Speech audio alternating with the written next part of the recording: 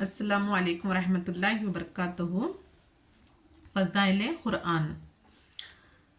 حدیث شریف میں روایت ہے، ابو سعید خدری رضی اللہ عنہ کہتے ہیں کہ میں ضعافہ مہاجرین کی جماعت میں ایک مرتبہ بیٹھا ہوا تھا۔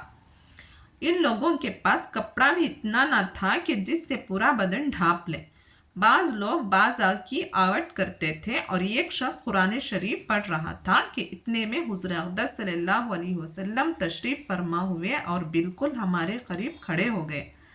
حضور صلی اللہ علیہ وسلم کے آنے پر قاری چپ ہو گیا تو حضور صلی اللہ علیہ وسلم نے سلام کیا اور پھر دریافت فرمایا کہ تم لوگ کیا کر رہے تھے؟ ہم نے عرض کیا کہ کلام اللہ سن رہے تھے۔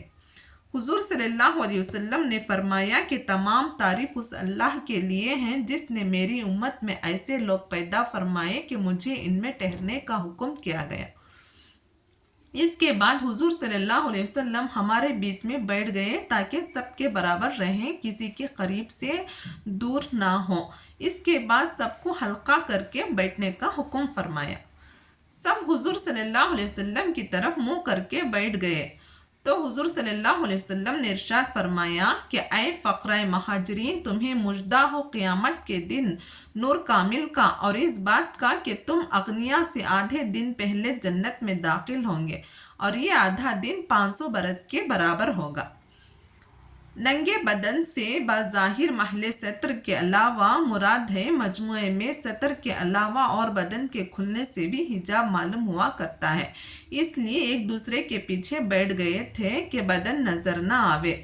حضور صلی اللہ علیہ وسلم کے تشریف لانے کے اول تو ان لوگوں کو اپنی مشغولی کی وجہ سے خبر نہ ہوئی، لیکن جب حضور صلی اللہ علیہ وسلم بالکل سر پر تشریف لے آئے تو معلوم ہوا اور قاری ادب کی وجہ سے خاموش ہو گئے۔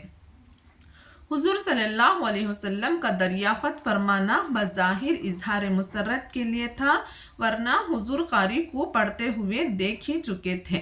آخرت کا ایک دن دنیا کے 1000 برس کے برابر ہوتا ہے۔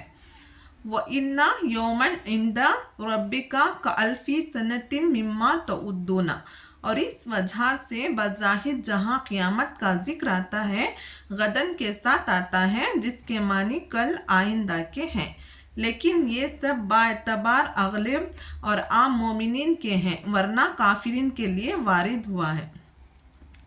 فی یوم کان مقدارہ 50,000 سنۃ، ایسا دن جو 50,000 برس کی ہوگا اور خاص مومن کے لیے حسب حیثیت کم معلوم ہوگا۔ چنانچہ وارد ہوا ہے کہ بعض مومنین کے لیے بمنزلہ 2 رکعت فجر کے ہوگا۔ قرآن شریف کے پڑھنے کے فضائل جیسا کہ بہت سی روایت میں وارد ہوئے ہیں بے حد ہیں۔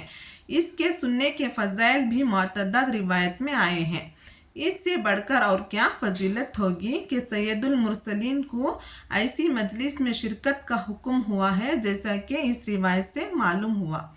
بعض علماء کا فتویٰ ہے کہ قرآن پاک کا سننا پڑھنے سے بھی زیادہ افضل ہے، اس لیے کہ قرآن پاک کا پڑھنا نفل ہے اور سننا فرض، اور فرض کا درجہ نفل سے بڑا ہوا ہوتا ہے۔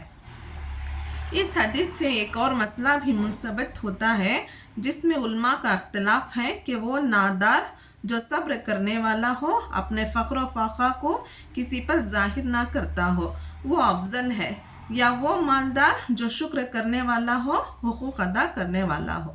اس حدیث سے صابر حاجت مند کی فضیلت پر استدلال کیا جاتا ہے۔ اللہ تعالی ہم سب کو قرآن شریف پڑھنے اور سننے کی نیک توفیق عطا فرمائے، آمین، جزاک اللہ۔ آپ کو ہماری حدیث پسند آئی ہے تو آپ ہمارے چینل کو سبسکرائب کرو، شیئر کرو اور لائک کریں۔ شکریہ۔